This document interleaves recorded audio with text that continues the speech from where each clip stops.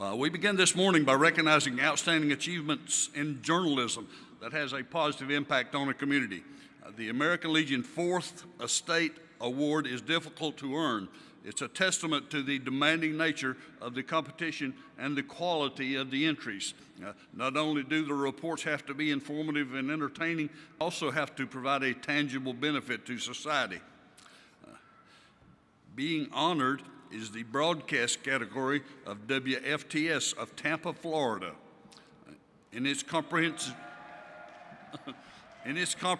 series, The Price of Protection, Problem with Court-Ordered Guardianship, the ABC Action I-Team examined problems with many of Florida's court-ordered guardians who victimize vulnerable seniors while profiting from their care.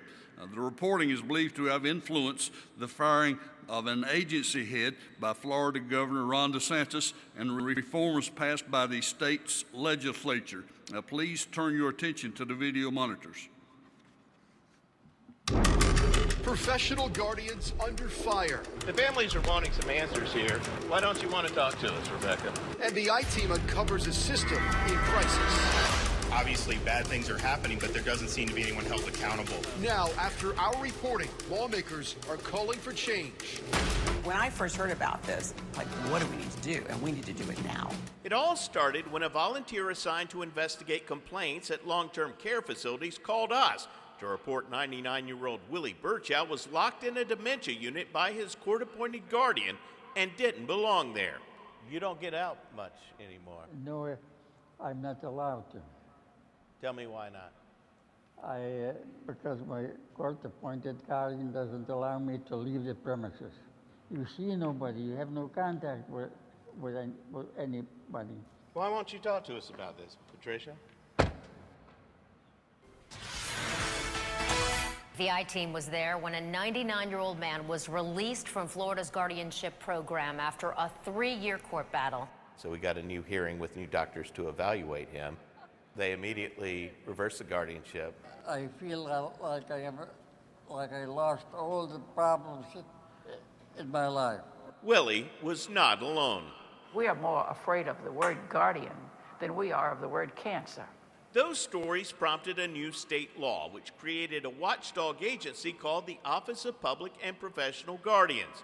But 5 years after it opened, problems persisted, and not a single guardian's registration was revoked. That just doesn't strike me as being acceptable. You start to realize after your great reporting, and thank you very much for that, the incidence of how often this is happening in Florida.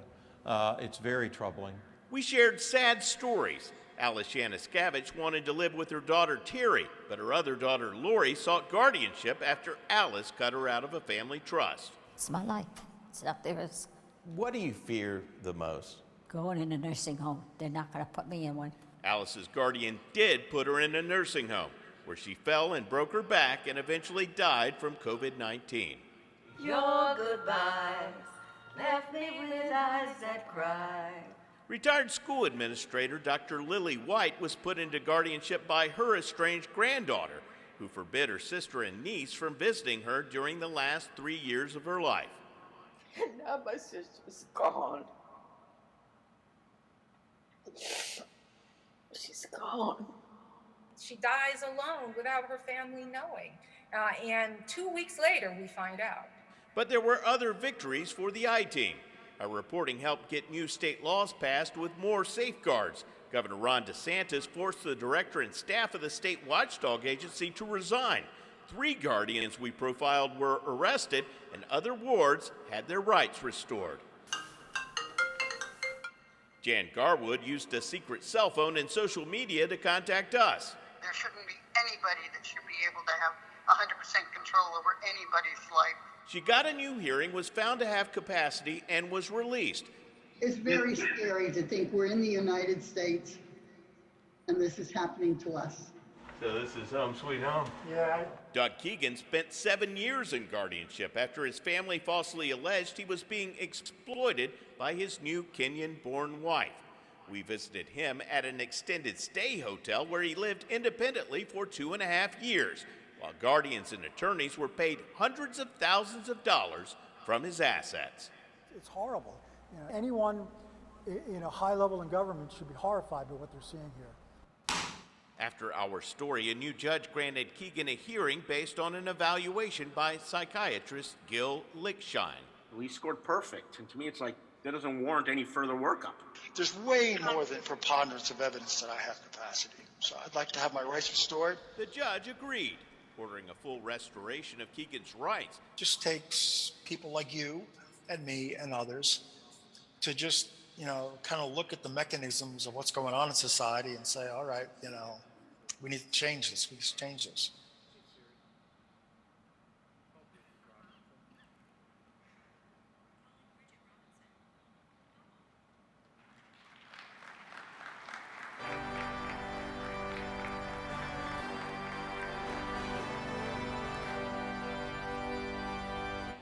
Ladies and gentlemen, investigative reporter Adam Walzer.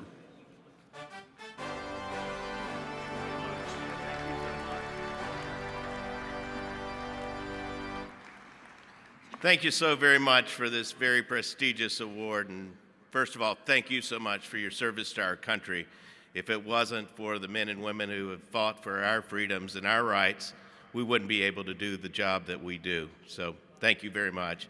Thank you to my wife for coming here to Phoenix with me and always supporting me in this. And I'd also like to recognize the people on my team who were involved in this years-long project, including photographer Randy Wright, producer Melanie Payne, assistant news director Mark Zonka, news director Sarah Moore, and general manager Nick Nicholson. I'd also like to thank my company Scripps for its investment and dedication to investigative journalism. Now, Britney Spears' court battle and the Netflix hit I Care a Lot have brought some of these problems of guardianship and conservatorship into the national spotlight, but it still remains a secretive system in which many of our most vulnerable citizens are isolated, financially exploited, and abused. When I moved to Florida in 2013, I'd been in the news business for more than 2 decades, yet I'd never heard of guardianship. As we started digging into these issues, it became more and more apparent how corrupt and dysfunctional this system can be. In Florida, under guardianship, you can lose all your rights, including the right to vote, to marry, to choose where you live, to make decisions about your medical care, to manage your money, to hire a lawyer, and even to choose who you can see and talk to, and that can even include your friends and family. You can lose all these rights in a very brief court hearing, which you may not even be allowed to attend. That comes after a brief examination by a committee of 3 strangers who decide whether or not you are incapacitated, which is the legal term for no longer able to take care of yourself. Even scarier in Florida, anybody can petition a judge to put you into guardianship. It could be a child that's left out of a will, an angry business partner, or even a neighbor who wants to buy your property. And once you find yourself in this system, it's nearly impossible to get out. In guardianship, that money you saved your entire life to enjoy your golden years will likely be consumed by guardians and their attorneys, who can charge hundreds of dollars an hour. You have no choice when it comes to paying their bill. And if you try to fight it to get your rights restored, you'll end up spending thousands more.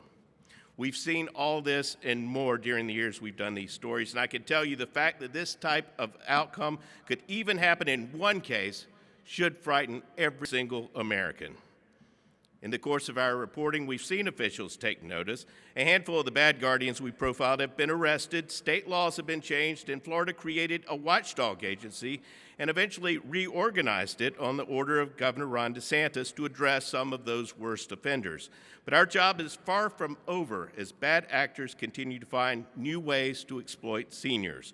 And judges are assigned far too many cases to tell what's really going on. I urge everyone here to take a few minutes and learn about guardianship. There are free documents available online that you can fill out and have witnessed and notarized that allow you to name someone you know and trust to serve as your guardian and carry out your wishes should that need arise. You definitely don't want to leave your most important decisions to judges or to strangers. Most of the people who end up in guardianship don't have millions of dollars and millions of fans like Britney Spears. I can tell you from talking to hundreds of victims of this broken system from all over the country that it can happen to anybody. And in 8 years, no one has put it more bluntly than the woman you heard in that clip a few minutes ago. We're more afraid of the word guardian than we are of the word cancer.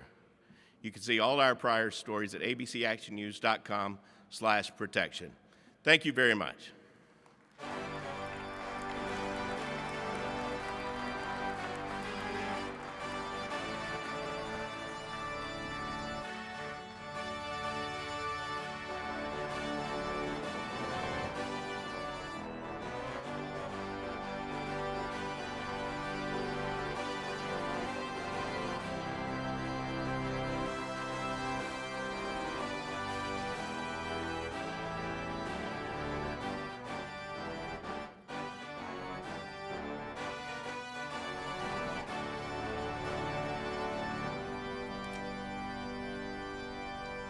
The Fourth Estate Internet News Media Award goes to military.com.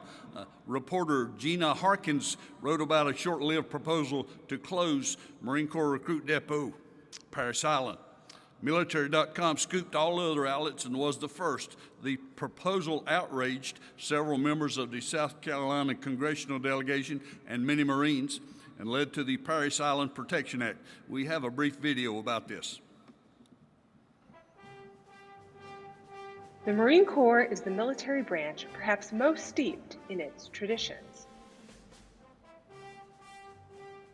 Boot camp is the rite of passage all enlisted Marines proudly share. It's where they stand on the yellow footprints at the start of their transformation from civilians to Marines. Whether they train at Marine Corps Recruit Depot, San Diego, or Parris Island, the historic sites where they earn the coveted Eagle, Globe, and Anchor are revered. So, when military.com got word those fabled bases might be shut down and replaced with a new co-ed training site, we knew it would be big news to our readers. The pushback was swift, not just from Marines, but South Carolina politicians. While San Diego is a popular tourism destination, business leaders in Beaufort County, South Carolina, said closing Parris Island would devastate the economy. Families of the roughly 20,000 Marines who graduate from Parris Island each year stay in their hotels, eat in their restaurants, and visit their stores. Within hours of military.com's reporting on the possible closures, South Carolina Republican Senator Lindsey Graham tweeted his clear stance. It ain't gonna happen. Democratic Congressman Joe Cunningham also vowed to, quote, fight like hell to keep Parris Island open. And a spokesman for South Carolina Governor Henry McMaster said there was nothing the Republican leader wouldn't do to protect the base. Members of Congress then introduced legislation aimed at blocking the Marine Corps from closing Parris Island. Marines have historic ties to the two famous recruit depots. New male enlistees trained at the sites for more than a century. Female Marines have trained at Parris Island since the 1940s. As South Carolina Republican Senator Tim Scott put it, the heart of the United States Marine Corps beats on Parris Island. The Marine Corps is facing a deadline to make both its training bases co-ed within the next several years. Until this year, the Marine Corps historically only trained women at Parris Island. And until recently, female trainees didn't interact much with male recruits. In weighing the closures, leaders say they simply wanted to assess whether it makes more financial sense to create an all-new base where men and women train together instead of renovating their 100-plus-year-old depots.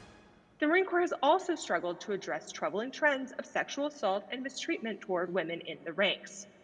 Opening a brand new training site, some experts say, could serve as a fresh start for the Marines.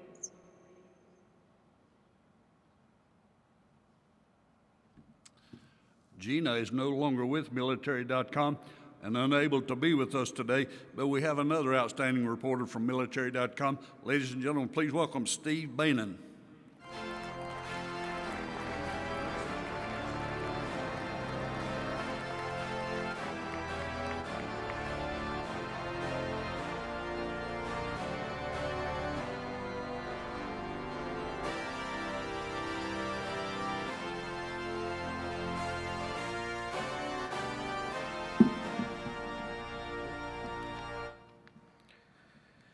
Good morning. Yes, I am not Gina. She's one of the most phenomenal reporters in the business and could not make it today. But thank you. I want to start by thanking the American Legion and expressing the deep gratitude military.com has for this honor.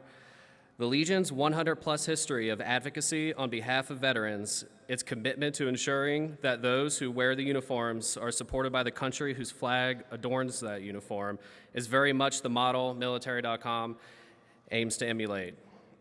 I have had the honor of serving myself, having deployed to Afghanistan several times as a cavalry scout, and I still serve today as a guardsman. But my obligation to our community and the democracy for which we pick up arms extends to my role as a journalist serving as a watchdog for our community. The journalist for which this honor includes reporting from Gina Hawkins for consideration for co-ed boot camp for Marine recruits. That reporting encapsulates our role as scribes as well as advocates to ensure that every service member is afforded the opportunity and support they have earned through their willingness to stand and defend our country. Gina has moved on and now serves as an editor for the Washington Post, but she has left behind a newsroom that represents our role in writing the first draft of history and ensuring that voices from the military community are given the microphone that they deserve. Right now is a particularly difficult time for veterans.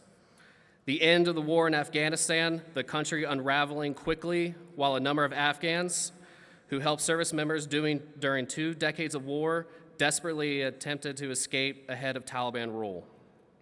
And a humanitarian evacuation that became a target of a terrorist attack that killed 13 service members has triggered a resurfaced trauma for many veterans. Earlier this week, we learned that there has been a surge of messages to the VA's crisis hotline coinciding with the Taliban's conquest of Afghanistan. Those who serve continue to grapple with the complex emotions surrounding the end of the long conflict. But for all of us, it's a reminder that our community needs our help. The Legion has played a critical role in the history of this community, helping create strong supportive platform structures such as the GI Bill, and military.com continues to ensure that those in uniform have the opportunity to utilize that support. With reporting like our recent investigation into how one university failed to help its student veterans obtain some of their GI Bill benefits,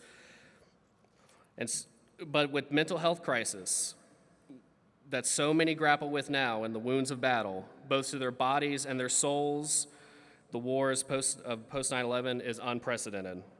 We must jointly commit ourselves to having the hard conversations that our community is feeling.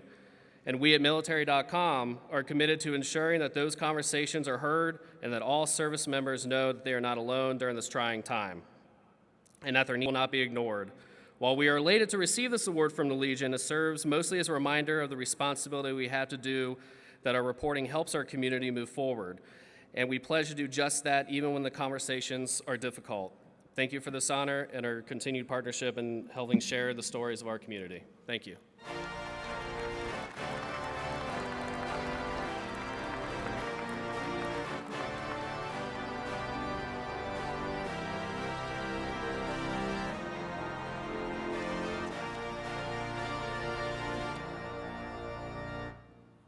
The Daily Herald of Arlington Heights, Illinois, is being recognized in the print category for its series of articles about veterans who died with no relatives who were willing to arrange funerals. The articles quickly went viral, prompting hundreds of people from the Chicago area to show support and attend memorial services for the veterans. The deceased veterans were given the military honor that they deserved. Now let's take a look at this great work.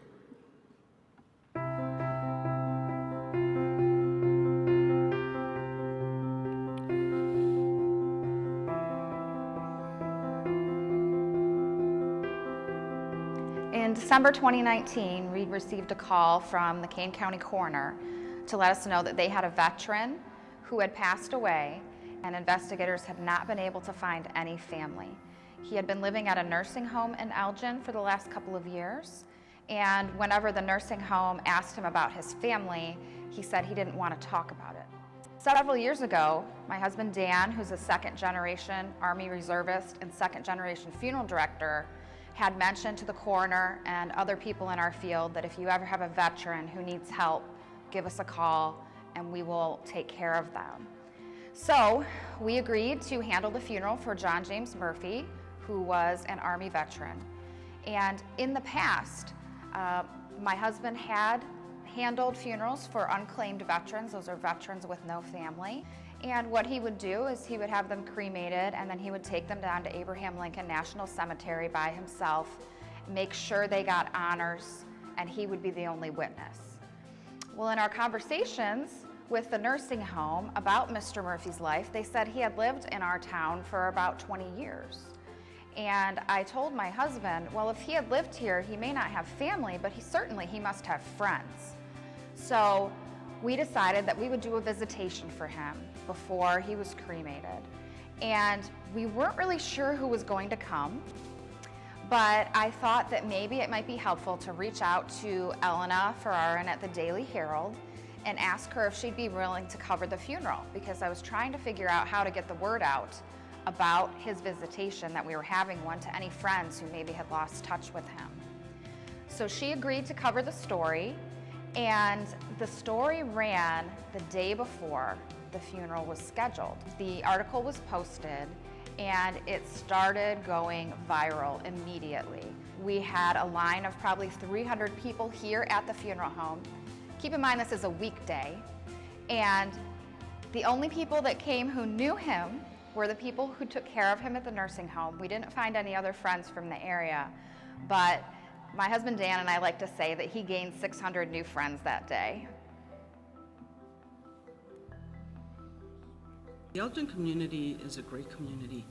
When anybody is in trouble or we need to find a solution, we get together as a community. In this case with Mr. Murphy, he would have been a veteran that sacrificed years of his life for our country, and it was at a moment where he probably would have gone unnoticed. But this great community of Elgin got together, and they were able to go ahead and give him the proper funeral that any service member deserves. And it was one of the most surreal experiences in our life. It was very emotional. And in the days that followed, we were getting phone calls from around the country because the Daily Herald syndicates through the Associated Press. So Elena's story about the funeral afterward, and with Rick's powerful pictures, went nationwide. And we got so many calls from veterans and their family members saying, thank you for doing this. We got a very powerful call from a veteran in Massachusetts who said he was a veteran of Iraq, he was now a quadriplegic, and that he was estranged from his family, and that hearing about our community coming out for John James V gave him hope that when he passes away, if he hasn't mended those relationships with his family, that someone will care for him at that time.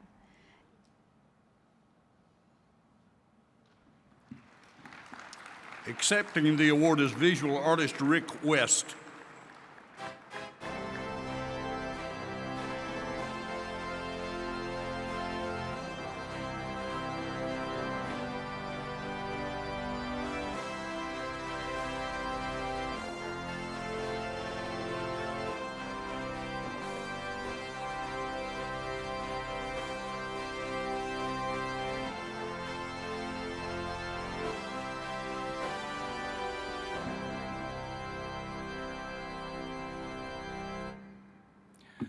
Thank you so much. I'm much more used to being on that side of the podium. So, first off, I'd like to thank the American Legion for this extremely prestigious award. Everybody at the Daily Herald